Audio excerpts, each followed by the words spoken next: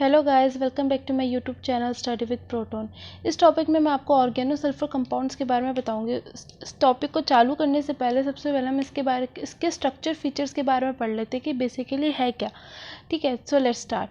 तो sulphur compound है, इस रिएक्शन में क्या होता है, या तो वो न्यूक्लियोफाइल के अटैक से या इलेक्ट्रोफिलिक के अटैक से या फिर फ्री रेडिकल एस एटम की वजह से अटैक होता है। लेकिन अब हमारा इसमें आता है कि ऑक्सीजन और सल्फर के बीच में डिफरेंस क्या है। जो ऑक्सीजन है वो रेडिली फॉर्म कर लेता है डबल बॉन्ड, और जो सल्फर है वो रेक्लेंट फॉर्म करता है double bond by pi overlapping की वजह से। अब थायोएल्डिहाइड या फिर मोस्ट ऑफ द थायोकेटोन्स है उसको रीजनरेट होते हैं द इंटरमीडिएट, जब वो रैपिडली किस में चले जाते हैं, डायमराइजेशन, ट्राइमराइजेशन, पॉलीमराइजेशन, और ये फॉर्म कर लेता है कंपाउंड जिसमें सिग्मा बॉन्ड्स होगा। जैसे हो गया हमारे थायोकार्बोनिल डाइमर, ये डाइमर की फॉर्म में बन गया हमारा स्ट्रक्चर, और ये जो हमारा स्ट्रक्चर वो ट्राइमर की फॉर्म में बन गया। इसकी जो स्टेबिलिटी है थायोकार्बोनिल कंपाउंड की ये होती है कि जो एलिमेंट एस होता है वो एग्जिस्ट नहीं करता डायटोमिक की तरह। तो जो एस सिंगल बॉन्ड है वो एग्जिस्ट करता है नॉन पोलर की तरह। तो जो एस8 है उसके पास क्राउन शेप होगा, ये हो गई हमारी क्राउन शेप।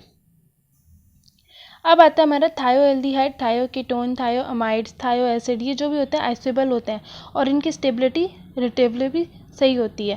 अब जो पाई बॉन्ड होता है इसमें जो सल्फर एटम में इन्वॉल्व होता है वो बहुत ज़्यादा वीक होता है। इसका एक्चुअल रीज़न बेसिकली यही होगा कि स्टेबिलिटी की वजह से। जैसे हमारे पास आ गया ये NH2, RC double bond S NH2, यहाँ पे जो मेरे पास लोन पेयर है वो यहाँ अटैक करके जो मैंने इसकी रेजोनेटिंग स्ट्रक्चर मेरा इस टाइप से बन गया। ये हो गया, ये वाला स्ट्रक्चर था मेरे थायोमाइड्स का। इसी तरीके से हमारा थायो एसिड्स का भी इस टाइप से ही बनेगा।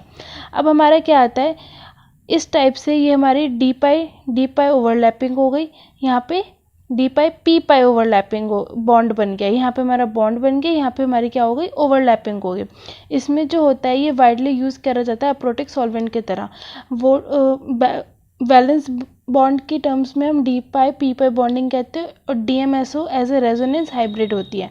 अब हमारा DMSO have high dipole moment, इस टाइप से ये हमारा स्ट्रक्चर बनेगा। इस टाइप से मेरा रेजोनेटिंग स्ट्रक्चर बन गया है सल्फर वाले में। जैसे यहाँ पे मैं जिस तरीके से करती जा रही हूँ, इस यहाँ पे इलेक्ट्रॉन आ गया, यहाँ पे पॉजिटिव चार्ज लग गया, इसमें हमारे ये जो भी हमारा रेजोनेटिंग फॉर्म में बन गया। और यहाँ पे जो DMSO होता है इसकी हाई डाइपोल मोमेंट होती है। अब इसके बीच में difference between ordinary double bond जो होता है वो पी पाई ओवरलैप होता है, और सल्फर ऑक्सीजन डबल बॉन्ड होता है with p pi d y overlap. इसमें जो ग्रुप अटैच्ड होता है सल्फर से वो प्लेन पे लाई नहीं करता है। ये एक्सप्लेन करता है कि क्यों एसीटोन जो हमारा वो प्लेनर होता है, वाइल DMSO जो होता है वो हमारा क्या होता है, नॉन प्लेनर होता है। अब हम स्ट्रक्चर पढ़ते हैं थायोल्स या फिर थायो ईथर्स के बारे में। दोनों थायोल्स जो दोनों है, थायोल सल्फर जो है sp3 हाइब्रिडाइज करता है ग्राउंड स्टेट में, where as sp3 hybridise sulphur as two filled orbital. ठीक है, अब ये ओवरलैप करेगा विद sp3 ऑर्बिटल जो अल्काइल ग्रुप का होगा।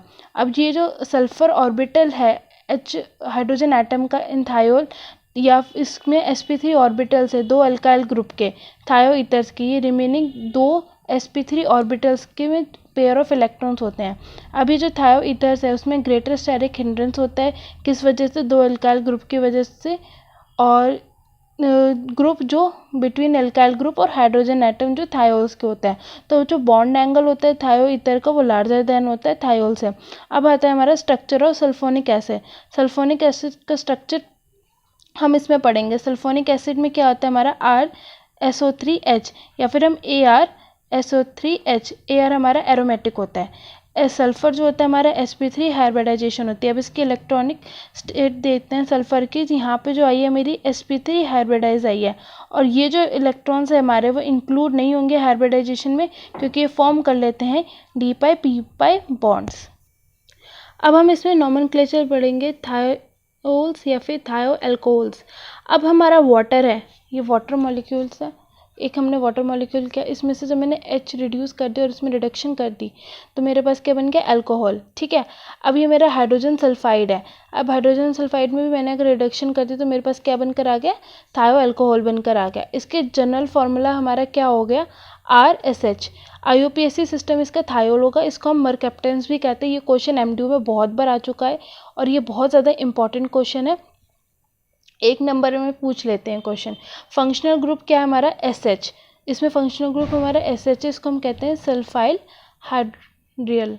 अब हमारा एक स्टेप से मैंने इसको एग्जांपल दे दिया, तो हम इसे बोल सकते हैं 2 मर्केप्टॉन इथेनॉल, ठीक है, और बीटा हाइड्रोक्सी इथाइल मर्केप्टॉन इस वाले का। अब इसमें आएगा हमारा meta captanol benzoic acid, 3 meta crypto benzoic acid. अब मेथड्स ऑफ फॉर्मेशन क्या होती है हमारी, सबसे पहले हम फॉर्म करते हैं अल्काइल हैलाइड को। जब कोई अल्काइल हैलाइड हीट करते हैं किसी लार्ज एक्सेस ऑफ सोडियम या फिर पोटेशियम हाइड्रोसल्फाइड में, तो थायोल्स हमारा फॉर्म्ड हो जाता है। सबसे पहले हमारी किससे फॉर्मेशन होती है, अल्काइल हैलाइड की वजह से। अल्काइलाइड में क्या हो गया, मैंने जब सोडियम हाइड्रोसल्फाइड को जब मैंने अल्काइल हैलाइड के साथ रिएक्ट किया, हीट किया, तो मेरे पास क्या बनकर आ गया, एल्कीन थायोल, और मेरे पास NH+X निकल गया। अब इस तरीके से ये मेरी तो कॉमन रिएक्शन थी। अब कॉमन रिएक्शन में मैंने यहाँ पे ये वाला कंपाउंड ले लिया है। अब इस दोनों को जब मैंने रिएक्ट किया पोटेशियम वाले के साथ, तो मेरा क्या बनकर आ गया, ये बनकर आ गया। अब दूसरा होता है हमारा सोडियम एल्काइल सल्फेट या फिर पैराटोलिन सल्फोनोइक एस्टर। जब कोई सोडियम एल्काइल सल्फेट को जब हम हीट करते हैं सोडियम हाइड्रोजन सल्फाइड, तो हमारा क्या थायोल जो है वो फॉर्म्ड हो जाता है। ये वाला इस टाइप से बनेगा। जब मैंने इसको रिएक्ट किया सोडियम मिथाइल सल्फेट के साथ, जब मैंने हीट किया, तो मेरे पास क्या आ गया, मीथेन थायोल, और NH2SO4 के साइड प्रोडक्ट निकल गया। अब तीसरा हमारा किस तरीके से फॉर्म्ड होता है, अल्कोहल की वजह से। मरकैप्टन से ये प्रिपरेशन भी कभी कभी पूछ लेते हैं MDO में, तो इसका ध्यान रखना। मरकैप्टन्स जो है वो हम प्रिपेयर करते हैं, फॉर्म करता है अल्कोहल, या तो हम उसको ट्रीट करते हैं फॉस्फोरस पेंटासल्फाइड से, या हम उसको जब पास करेंगे मिक्सचर ऑफ हाइड्रोजन सल्फाइड से। और अल्कोहल वेपर्स जो है वो कैटलिस्ट के साथ रिएक्ट करते हैं, और कैटलिस्ट के साथ रिएक्शन होती है हमारी एट 673 केल्विन। अब मैंने यहाँ पे ये मेरी रिएक्शन होगी, जब मैंने यहाँ पे ROH लिया P2S5 के साथ जब हीट किया, तो मेरे पास ये बनकर आ गया और P2O5 निकल गया। इसी तरीके से जब मैं अल्कोहल ऑफ HCH लूँगी THO2 673 केल्विन, तो ये मेरे पास ये बनकर आ गया और वाटर रिलीज आउट हो गया।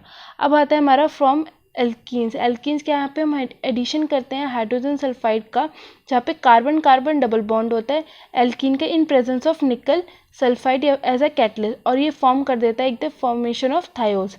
अब देखो मैंने एल्कीन लिया, एल्कीन के साथ मैंने हाइड्रोजन सल्फाइड लिया। अब ये दो तरीके से काम करेगा। निकल कैटलिस्ट में मार्कोनिक एडिशन के अकॉर्डिंग होगा, ठीक है, और एंटी मार्कोनिक एडिशन में सनलाइट के रिस्पेक्ट में होगा। इस टाइप से हमारी रिएक्शन बन जाएगी। अब हमारा बनता है फ्रॉम थायूरिया या फिर 3 एल्काइल आइसोथ्योरियम सॉल्ट। जब हम एल्काइल ब्रोमाइड्स या फिर आयोडाइड्स को हम जब ट्रीट करते हैं थायूरिया या सल्फर एल्काइल आइसोथ्योरियम, तो सॉल्ट्स जो होती है हमारी प्रोड्यूस हो जाती हैं। और ये जो तरीका होता है वो हमारा बेस्ट मेथड होता है, जहाँ पे हमारे जो थायोल्स है वो प्रिपेयर्ड होते हैं। इस टाइप से हमारी इसकी रिएक्शन होगी। जब मैंने इसको रिएक्ट किया, पहले तो रेजोनेटिंग स्ट्रक्चर बन गई, फिर मैंने RBR के साथ रिएक्ट किया, तो मेरा इस टाइप से स्ट्रक्चर बन गया।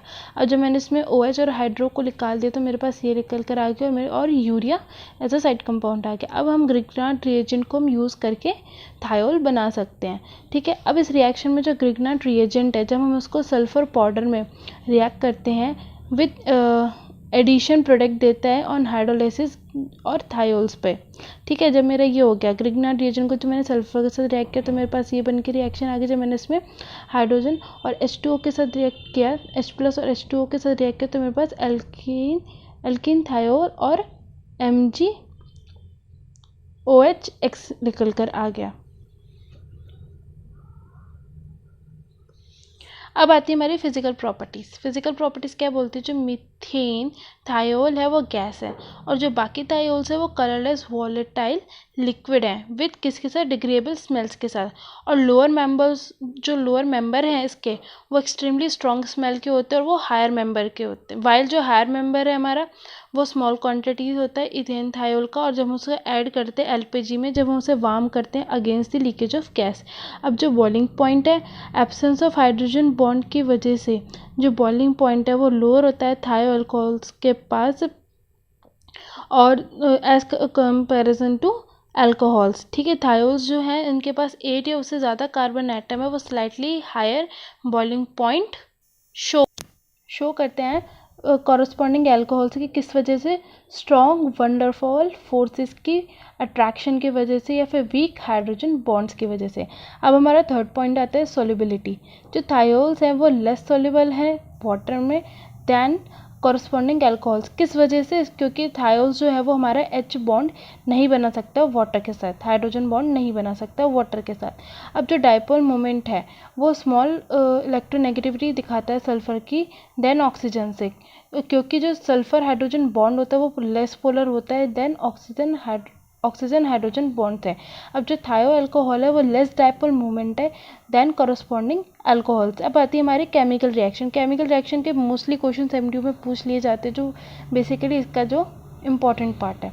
Acidic nature. एसिडिक नेचर क्या है? जो थायो अल्कोहल्स है वो स्ट्रॉन्गर है अल्कोहल की। रीज़न क्या होगा? क्योंकि जो बॉन्ड एसोसिएशन एनर्जी है सल्फर हाइड्रोजन बॉन्ड की वो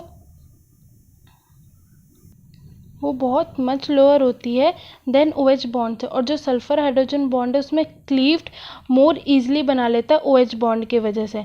और इसमें क्या होता है? दूसरा पॉइंट जो एनाइन है वो लेफ्ट कर देता है जब उसमें से प्रोटॉन का रिमूवल हो जाता है। ये वाला क्वेश्चन आ चुका है पेपर में। अब इसके कुछ इंपॉर्टेंट रिएक्शन, जब हम रिएक्शन करते हैं अल्कलीज के साथ, जब मैंने रिएक्शन करी अल्कली के साथ तो मेरे पास इस टाइप से प्रोडक्ट फॉर्म हो गया। मरकरी ऑक्साइड के साथ रिएक्ट किया तो मेरे पास ये वाला प्रोडक्ट बन गया। अब जब मैं अल्कली मेटल्स के साथ रिएक्ट करती हूँ तो अल्कली मेटल्स में मेरे पास जब मैंने रिएक्शन की तो इस टाइप से प्रोडक्ट बन गया, और हैवी मेटल के साथ रिएक्ट किया तो मेरा लेड मरकप्टाइड बनकर आ गया। अब हमारी रिएक्शन ऑफ कार्बोक्सिलिक एसिड के साथ होती है। अब जो थायोल है उसको जब हम रिएक्ट करते हैं कार्बोक्सिलिक एसिड के साथ in presence of inorganic acid as a catalyst, ये थायो ईथर्स बना लेते हैं। जब मैंने एसिड और थायोल को रिएक्ट किया H+ में तो थायो ईथर और वाटर निकल कर आ गया। अब आती है हमारी ऑक्सीडेशन। जब हमारा जो सल्फर हाइड्रोजन बॉन्ड वीक होता है थायोल्स का वो ऑक्सीडाइज हो जाता है ईजिली। तो नेचर ऑफ जो प्रोडक्ट होता है वो डिपेंड करता है किसके ऊपर? ऑक्सीडाइजिंग एजेंट हमने क्या यूज़ किया है? माइल्ड ऑक्सीडाइजिंग एजेंट जैसे कि एयर, H2O2, NaOCl, थायोल्स, ये ऑक्सीडाइज होंगे जो डाइसल्फाइड बना लेंगे हमारा। ये देखो इस टाइप से सेकेंड तरीके से ये इस फॉर्म में हमारा बन गया। थर्ड पॉइंट हमारा इस टाइप से बनकर हमारा प्रोडक्ट आ जाएगा। जब मैंने I2 के साथ रिएक्ट किया, फिर स्ट्रॉन्ग ऑक्सीडाइजिंग एजेंट के साथ जब मैंने रिएक्ट किया तो मेरे पास एल्कीन सल्फोनिक एसिड आ गया। अब हमारा आता है ऑन रिडक्शन पे कि जब हम ट्रीट करते हैं रेंडी निकल को थायोल अंडर को जब डीसल्फराइजेशन में तो ये हमारा क्या कॉरस्पॉन्डिंग हाइड्रोकार्बन दे देता है। जैसे मैंने इसको ट्रीट किया रेंडी निकल के साथ तो मेरा RH और NiS निकल के आ गया। अब जब हम एक्शन करते हैं एल्डिहाइड और कीटोन के साथ तो जो थायोल्स है वो ईजिली कंबाइन हो जाता है एल्डिहाइड और कीटोन के साथ in presence of HCl acid और एक फॉर्म कर लेता है थायो एसिटल या फिर थायो कीटल्स। ये थायो एसिटल और थायो कीटल भी एक वर्ड इंपॉर्टेंट है जिससे क्वेश्चन अराइव हो जाता है मोस्टली 1 नंबर में या फिर 2 नंबर में, 2 मार्क्स क्वेश्चन में पूछ लेते हैं जो पार्टीशन ऑफ उसमें आता है। अब इस टाइप से हमारी इसकी रिएक्शन होती है। जब मैंने इसको इस टाइप से रिएक्ट किया तो HCl फॉर्म में निकल के तो मेरा ये प्रोडक्ट बन गया और H2O रिलीज हो गया। इसी तरीके से कीटोन में जब मैंने इसको रिएक्ट किया तो मेरे पास इस टाइप से प्रोडक्ट बनकर आ गया। अब जो थायो ईथर्स है वो या तो डाइअल्काइल डेरिवेटिव ऑफ H2S या फिर alkyl derivative of thioalcohol से बन जाएगा। ये मोस्टली रिगार्डेड होता है as a derivative of ether जिसको हम जहाँ पे ऑक्सीजन को रिप्लेस कर देते हैं सल्फर से। इसका नॉमेनक्लेचर क्या होगा? IUPAC नेम होगा हमारा इसका एल्काइल थायो एल्केन्स और कॉमन नेम क्या होगा? सल्फाइड, थायो ether. Name of the alkyl group जब हमने अरेंज करेंगे इसको अल्फ़ाबेटिकल ऑर्डर फॉर्म में, इसका कॉमन नेम उस टाइप से बनेगा और IUPAC नेम बनेगा हमारा एल्काइल थायो एल्केन्स। जैसे कि मेरा ये डायग्राम ये वाला मैंने एक कंपाउंड लिया जैसे CH3SCH3, ये हो गया मेरा मिथाइल थायो मीथेन और इसको हम कह सकते हैं डाई मिथाइल सल्फाइड या फिर डाई मिथाइल थायो ईथर। अब हमारी आती है फॉर्मेशन ऑफ थायो ईथर। सबसे पहले जब हम हीट करेंगे पोटेशियम सल्फाइड को with alkyl halide, potassium alkyl sulphide या फिर पोटेशियम थायोसलेट, जब मैंने इसको स्टेप से रिएक्ट किया तो मेरे पास थायो ईथर बनकर आ गया। इसी फॉर्म में जब मैंने यहाँ पे पोटेशियम अल्काइल सल्फेट के साथ रिएक्ट किया तो भी मेरा थायो ईथर बनकर आ गया। और इस फॉर्म में जब मैंने अल्काइल थायोसलेट के साथ रिएक्ट किया थायो ईथर बनकर आ गया। ये जो है वो जनरली फेयर गुड प्रोडक्ट देती है हमें थायो ईथर का। जब हम हीट करते हैं ईथर को विद पोटेशियम पेंटासल्फाइड के साथ तो मेरे पास थायो ईथर बनकर आ जाएगा। ये जो यील्ड होती है वो बहुत ज़्यादा पुअर होती है। अब जब हम हीट करते हैं अल्काइल हैलाइड को एक सोडियम मरकापेटाइड, तो मेरे पास इस टाइप से जब मैं इसको रिएक्ट करूँगी तो मेरे पास थायो ईथर और NaI बनकर आ जाएगा। ये जो मेथड है वो सिमिलर होता है विलियम सिंथेसिस की तरह, और हम इसको यूज़ कर सकते हैं किस किस में, सिमेट्रिक और अनसिमेट्रिक थायो ईथर्स में। फिर जब हम एडिशन करते हैं थायोल का एल्कीन के साथ इन प्रेजेंस ऑफ पेरोक्साइड, तो पेरोक्साइड को जब मैंने हीट किया तो मेरे पास ये प्रोडक्ट बनकर आया। फिर मेरे क्या 2 रेडिकल निकल गए और CO2 निकल आया। फिर इसी तरीके से जो मेरे रेडिकल उसको मैं R2SH के साथ रिएक्ट किया तो मेरे पास ये प्रोडक्ट बन गया। इसी फॉर्म में जब एंटी मार्कोनिक एडिशन करूँगी इसको रिएक्शन करके R2SH के साथ तो R2S सल्फर बाहर निकल गया और थायो ईथर मेरा प्रोडक्ट फॉर्म हो गया। ऐसे जब मैं पास करूँगी थायोल को, जब मिक्सचर ऑफ हीट करेंगे उसको एल्यूमिनियम या फिर जिंक सल्फाइड के साथ, तो मेरे पास जब थायोल को इसके साथ रिएक्ट करूँगी तो मेरे पास क्या बनकर आ जाएगा, थायो ईथर और H2S। अब फिजिकल प्रॉपर्टीज़ क्या होती है हमारी इसकी, जो थायो ईथर्स होते हैं वो कलरलेस होते हैं, ऑयली लिक्विड्स होते हैं और अनप्लीजेंट स्मेल होती है इसकी। सॉल्युबिलिटी क्या बताती है, वो इनसॉल्युबल होते हैं वाटर में, लेकिन ये सॉल्युबल होते हैं ऑर्गेनिक सॉल्वेंट में। इनका बॉइलिंग पॉइंट क्या है, जब बॉइलिंग पॉइंट जो इसका है वो ज़्यादा होता है एज़ कम्पेयर टू ईथर। क्यों, क्योंकि ये स्ट्रॉन्गर वंडरवॉल फोर्सेस अट्रैक्शन होती है थायो ईथर की as compare to ether primary, due to the bigger size of sulphur than the oxygen. अब आते हैं हमारा केमिकल रिएक्शन। केमिकल रिएक्शन में सबसे आता है, इसमें जो होता है हमारा वीक बेस कैरेक्टर होता है, क्योंकि इसके अंदर प्रेजेंस होता है lone pair of electron on the sulphur atom, जो थायो ईथर्स लाइक ईथर बेसिस की तरह ये डिसॉल्व हो जाता है 100% और H2SO4 फॉर्म कर लेता है सल्फोनियम सॉल्ट्स की तरह। अब जब मैंने इसको रिएक्ट किया H2SO4 की तरह तो मेरे पास क्या आकर आ जाएगा, ये सल्फोनियम सॉल्ट्स आ जाएगा। अब जब मैं रिएक्शन करूँगी अल्काइल हैलाइड्स की तरह, जो थायो ईथर्स है वो रिएक्ट करेगा अल्काइल हैलाइड्स की तरह बाय SN2 मैकेनिज्म, तो ये ट्राई अल्काइल सल्फोनियम सॉल्ट्स बना लेगा। इस टाइप से हमारा प्रोडक्ट फॉर्म्ड हो जाएगा और इसकी अब जो हमारा सल्फोनियम सॉल्ट्स है वो स्टेबल होता है रूम टेम्परेचर पे और ये डिकम्पोज हो जाता है to alkyl sulphide and alkyl halide की तरह। इसी तरीके से जब मैं R3SX को हीट करती हूँ तो मेरे पास इस टाइप से RX निकल जाएगा और RSR फॉर्म हो जाएगा with the most silver oxide. जो सल्फोनियम सॉल्ट्स है वो सल्फोनियम हाइड्रोक्साइड बना लेती है विद स्ट्रॉन्ग बेस की तरह। अब इसमें हम देखते हैं कि फॉर्मेशन ऑफ सल्फर ईड एंड देयर रिएक्शन। ये क्वेश्चन बहुत ज़्यादा इंपॉर्टेंट है और बहुत बार पेपरों में पूछ चुके हैं। पेपर के पॉइंट ऑफ व्यू से बहुत ज़्यादा इंपॉर्टेंट है। हम फॉर्मेशन कैसे करते हैं सल्फर ईड का और उसका रिएक्शन कैसे होता है, ठीक है। इसमें जो सल्फोनियम सॉल्ट है उसको हम ट्रीट करते हैं with strong base such as n butyl lithium और अल्टीमेट अल्फा हाइड्रोजन। ये फॉर्म कर लेता है डाई अल्काइल सल्फोनियम मेथलाइड, जिसको हम कहते हैं सल्फर ईल्ड, ठीक है। अब जब सल्फर ईड को जो मैंने कीटोन के साथ रिएक्ट किया ये प्रोडक्ट फॉर्म हो गया। फिर यहाँ से मेरे क्या यहाँ से टूट गया तो CH3 2S, फिर ये मेरा इपॉक्साइड बन गया। अब ये जो मेरे पास बॉन्ड टूट कर आया है ये वाला, अब मैं इसमें क्या करूँगी, एक्टिवेटेड ओलिफिन स्टायरीन को डालूंगी तो इस टाइप से ये टूटेगा, ये फॉर्म हो जाएगा और ये क्या बन कर आ जाएगा मेरे पास, इपॉक्साइड का स्ट्रक्चर। सबसे पहले हमारा ये जो सल्फर ईल्ड है ये वाली सल्फर ईल्ड कैसे बनकर आती है, यहाँ पर हमने ये रिएक्शन करी CH3I के साथ तो CH3SI ये हो गया हमारा ट्राई मिथाइल सल्फोनियम आयोडाइड।